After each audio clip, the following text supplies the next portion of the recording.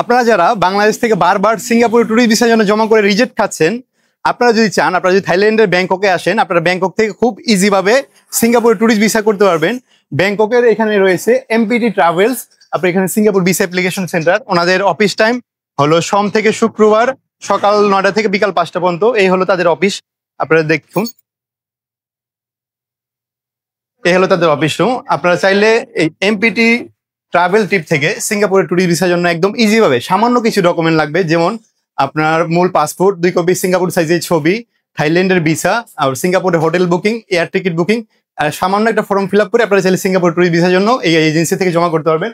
এখানে সিঙ্গাপুরের visa fee 780 but, আর ওনাদের service charge 535 but, total 1315 but দিয়েই আপনারা চাইলে সিঙ্গাপুর ট্যুরিস্ট ভিসা খুব ইজি ভাবে এখানটা জমা করতে পারবেন। মাত্র 3 to 5 ওয়ার্কিং ডে এর মধ্যেই সিঙ্গাপুরের ভিসা আপনাদের ইনশাল্লাহ হয়ে যাবে আশা করি।